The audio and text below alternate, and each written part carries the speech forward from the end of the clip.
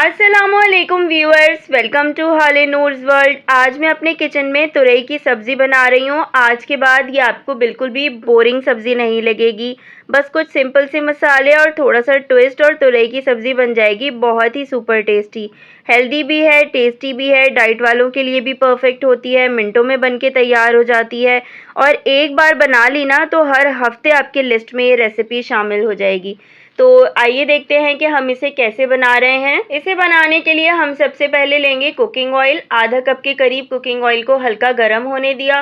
फिर इसमें आधा टेबल स्पून के करीब सफ़ेद ज़ीरा डाल दिया। जैसे ही सफ़ेद ज़ीरा कड़कड़ाने लगा तो फ़ौरन से इसमें प्याज शामिल कर दी।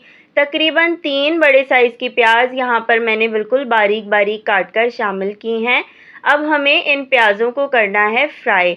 प्याज को आपने इतनी देर तक फ्राई करना है कि ये गुलाबी हो जाएं और हल्की हल्की सी सुनहरी होना शुरू हो जाएं। ज़्यादा आपने प्याज़ों को नहीं पकाना है। अच्छा, इस स्टेज पे आपने क्या करना है कि 1 चाय का चम्मच नमक शामिल करना है। ऐसा करने से प्याज बहुत जल्दी नरम हो जाती है, अपना पानी रिलीज़ करती है और बहुत जल्दी गलकर एकदम घुल जाती है। तो स्टार्टिंग में ही मैंने प्याज़ों पर 1 चाय का चम्मच नमक शामिल कर दिया था और जब प्याज हमारी गुलाबी हो गई तब मैंने इसमें 1 कप भर के टमाटरों का पेस्ट शामिल किया है। साथ ही मैं इसमें डाल रही हूँ आधा टेबल स्पून कुटी हुई लाल मिर्च, 1 चाय का चम्मच पिसी हुई लाल मिर्च, 1 चाय का चम्मच पिसी हुई हल्दी और हस्बे जायका नमक। पहले मैंने आपको बता दिया कि मैंने उसमें 1 चाय का चम्मच नमक डाला था, बाकी का नमक मैंने इस स्टेज पर डाल दिया है।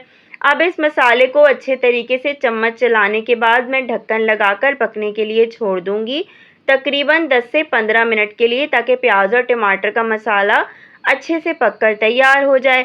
आप चाहें तो टमाटर काट के भी शामिल कर सकते हैं, मैंने पेस्ट शामिल किया है। अगर आप टमाटर काट के शामिल करना चाहते हैं तो वो भी कोई मसला नहीं है, बिल्कुल परफेक्ट है।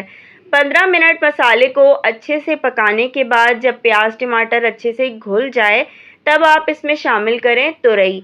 तुरई मैंने ली है 1.5 किलो के करीब और इसे छील कर धो के मोटे मोटे से गोल गोल पीसेस में कट कर लिया है मैंने।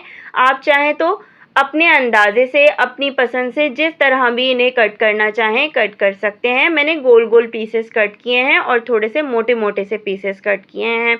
आपकी मर्ज़ी है, आप जैसे भी काटना चाहें। बस अब हम इसे दोबारा ढक्कन लगा देंगे और आधे घंटे के लिए दरमियानी आंच पर पका लेंगे।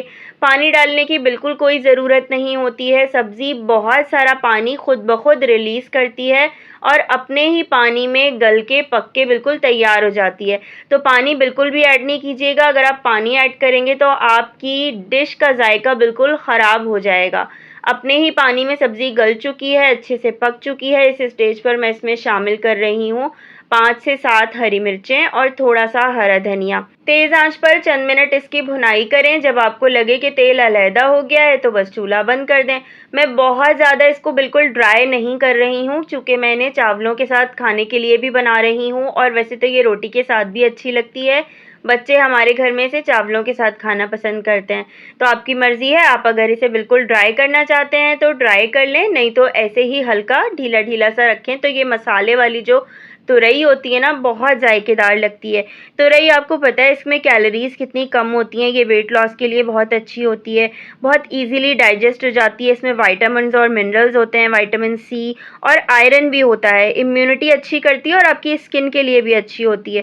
ठंडी होती है तो आपके मैदे को ठंडक देती है, ब्लड शुगर को कंट्रोल करती है और आपकी दिल की सेहत के लिए बहुत ज़्यादा मुफीद होती है। तो रेसिपी ज़रूर ट्राई कीजिएगा, मुझे फीडबैक देना बिल्कुल ना भूलिएगा। फिर मुलाकात करेंगे। अल्लाह हाफ़िज़।